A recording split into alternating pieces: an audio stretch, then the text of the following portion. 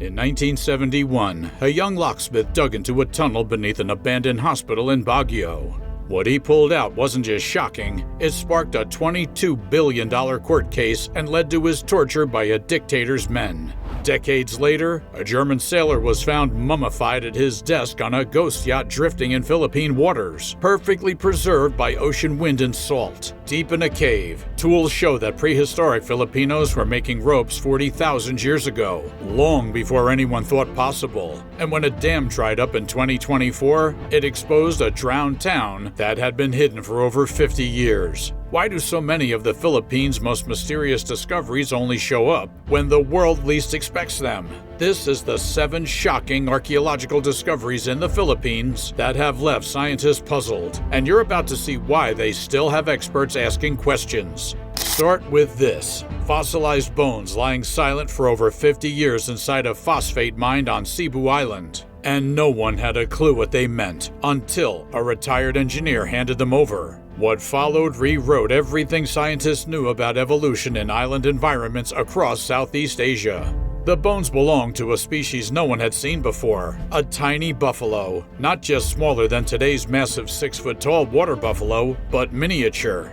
Scientists named it Bubilus subwois, and get this, it stood just 2.5 feet tall at the shoulder and weighed around 350 pounds. That's about the size of a sheep. Compared to the average domestic caribou today that can hit about 2,000 pounds, this little guy was microscopic. And here's what makes it shocking. This is the first fossil mammal ever reported from Sulu Island. In a tropical country like the Philippines, where heat, humidity, and acidic soil often destroy ancient remains, fossil discoveries are rare. This one survived, but it sat unexamined for decades, tucked away in someone's personal collection. It was discovered in soft karst layers inside a 50-meter-high hill near Balamban. When American Museum of Natural History paleontologist John J. Flynn and his team got their hands on it in 1995, they were stunned. The fossil included foreleg bones, a hind foot bone, 2 vertebrae, molars, and 2 hooves, short but sturdy. And surprisingly, its teeth were huge compared to the body size, an odd trait that suggests it chewed some tough stuff. So why the tiny size? Evolution on islands plays by different rules. With fewer predators and limited resources, species shrink. It's called insular dwarfism, and Bubilus subwois is now a textbook case. Scientists believe it was even smaller than its modern-day cousin, the tamaraw from Mindoro Island, because Cebu is smaller and likely had even fewer resources. What's wild is that this species may have lived only tens of thousands of years ago, possibly in the Pleistocene or Holocene epoch. That's relatively recent in the fossil world, and if such a distinctive creature thrived on Cebu, who knows what else lies buried under Philippine soil. Now let's travel to the misty mountain caves of Benguet, where something even stranger lies hidden: mummies that were smoked like meat. They're called the Cabayan fire mummies, and they weren't created with bandages and sarcophagi. They were preserved through one of the most extreme burial rituals you've probably never heard of. It started centuries ago, possibly as early as 1200 AD, some say even earlier, and it all began before the person even died. As death approached, elders of the Bubilus tribe began drinking high-salt beverages to dehydrate their bodies. That's right, they prepared their bodies to become mummies while still alive. Once the person passed away, the real process began.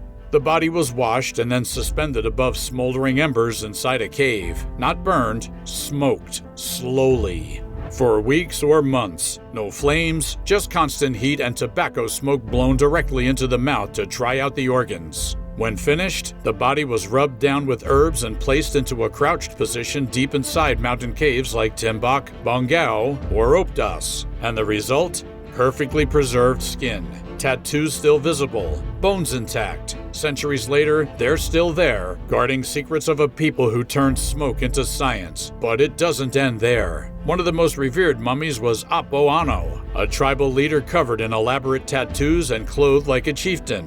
His body was stolen from the cave in the early 1900s. After his disappearance, the Bubilus believed his spirit was angry, blaming his absence for earthquakes, crop failures, and diseases. When Apoano was finally returned, the tribe reburied him in sacred ritual to restore balance to their land. Today, scientists are racing to preserve these fragile remains. Increased humidity threatens the caves, and vandalism is a constant danger. That's why the site made it to the list of the 100 most endangered sites in the world, and there's a push to make it a UNESCO World Heritage Site. From mountains to tunnels, this next one comes straight out of a war movie, but every part of it is real.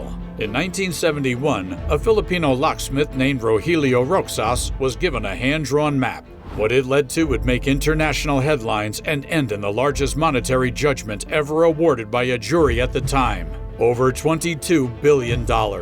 That map pointed to a secret underground tunnel in Baguio City, where Roxas and a small crew dug day and night until they hit a wall. Behind it, a 3-foot-tall golden Buddha statue, solid gold, weighing more than a ton. The head came off, and inside, uncut diamonds. The treasure didn't stop there. Just meters away, they found boxes, cases of beer-sized, each filled with 24 gold bars. Roxas took some back to his home, took photos for evidence, and tried to report the find to the local court. But before he could secure legal ownership, armed men stormed his house. They beat his family, took the statue, the diamonds, the gold bars, everything. And those men, they were allegedly sent by Philippine dictator Fernando Marcos himself. What followed was a nightmare. Roxas was tortured, arrested, interrogated, beaten with mallets and burned with cigarettes. He escaped, but the damage was done.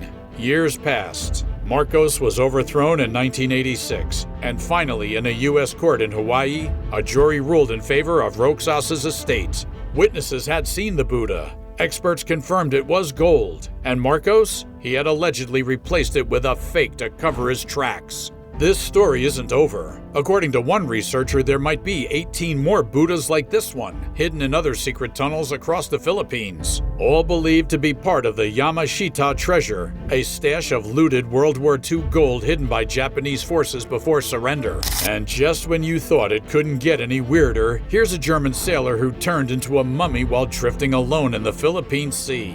On February 26, 2016, fishermen near Mindanao spotted a battered white yacht floating aimlessly. Its mast was broken. It looked abandoned, but when they boarded it, they found something chilling. Inside the radio room, slumped at a desk, sat the mummified body of Manfred Fritz Bajorat, a 59-year-old German adventurer who had been sailing solo for years. His body was perfectly preserved. Skin dried, eyes sunken, no foul play, no signs of a struggle, just a man, frozen in time. Autopsy results revealed the cause, a heart attack, but what preserved him was nature's own technique: heat, dry ocean winds, and salt-laden air. His body dehydrated fast, almost like the fire mummies of Benguet. His cabin held family photos, love letters to his deceased wife, and signs that he had been grieving in solitude for years. Forensic experts say mummification like this could begin in just 2 to 3 weeks if conditions are right. And in Bajorat's case, the conditions were perfect. He became a modern mummy at sea, drifting alone for days, maybe weeks, before the ocean gave him up. And here's the question that still lingers. What really happened during those final moments? No one knows how long he had been out there, or if anyone had spoken to him in his last days. Now, let's jump back 40,000 years and dig deep into the Taban caves on Palawan Island, because what archaeologists found here flips the whole script. Inside these caves, scientists uncovered 43 red jasper stone tools that date between 33,000 and 39,000 years old. At first glance, they looked like typical prehistoric cutting tools, but under a microscope, they told a different story. These tools weren't made for hunting or carving, they were used to process plant fibers. That's a huge deal, because if you can process fibers, you can twist ropes, weave baskets, build traps, even construct boats. And that changes everything about how we view these early humans. To prove it, researchers ran a wild experiment. They teamed up with local indigenous communities, specifically the Palawan people, and replicated the exact tools using the same red jasper stone. Then they started stripping fibers from bamboo, palm, and wild grasses, just like ancient humans would have done. And guess what? The same striations, polish marks, and wear patterns showed up on the replicas and the original cave tools. That's hard evidence. Even traces of plant residue were found stuck to one of the real tools, a match to bamboo.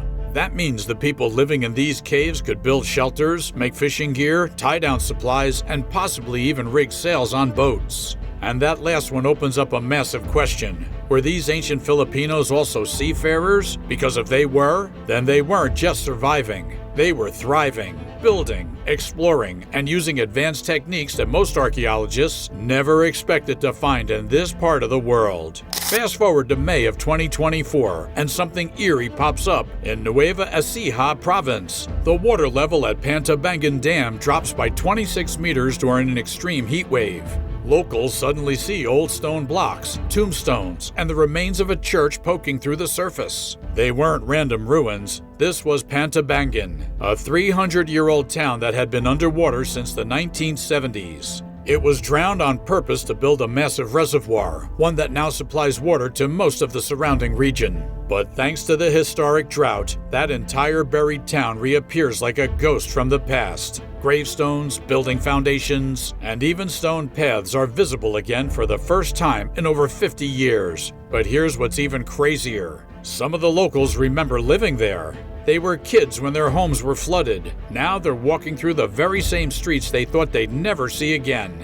And finally, let's talk about a discovery that shattered the human family tree. In 2007, scientists exploring Calao Cave on Luzon Island found a single foot bone buried deep in the ground. At first, it didn't seem like much, just another ancient fossil, but as the digs continued in 2011 and 2015, more bones came to light. A partial femur, 7 teeth, and bones from the hands and feet. When researchers studied them, it hit hard. These weren't Homo sapiens, and they weren't Neanderthals either. They were a new species entirely, one that had never been seen before. They named it Homo luzonensis. This hominin lived between 50,000 and 67,000 years ago, around the same time as Neanderthals and Homo floresiensis, the hobbit humans of Indonesia. But Luzonensis had a completely unique mix of traits. Their premolar teeth were weirdly shaped, different from anything else in the Homo family, and their curved toe and finger bones looked more like Australopithecus, the famous Lucy species that lived over 3 million years ago in Africa. That's a huge evolutionary gap. It raises all kinds of questions. How did this species get to Luzon, an island that's always been separated by sea? Did they drift there on logs? Did they build rafts? Were they early navigators? There's even older evidence of butchery on Luzon, animal bones with cut marks dated to 700,000 years ago. So whoever lived there might have been around way longer than Luzonensis itself. But here's the catch. Scientists still can't extract DNA from these fossils. That leaves a big hole in the puzzle. No one knows exactly where Homo luzonensis fits in the human family tree. But one thing's for sure, they were there. They lived, hunted, and climbed in a place no one thought ancient humans could even reach. And they're rewriting human history from a cave deep in the Philippine jungle. And hey, if you've made it this far, you're definitely one of us. So don't forget to like this video, drop a comment below, and hit that subscribe button so you don't miss the next episode. Oh, and yeah, turn on notifications so you'll be the first to know when we uncover more wild stories from the past. We've got more untold history coming your way soon. Stay curious.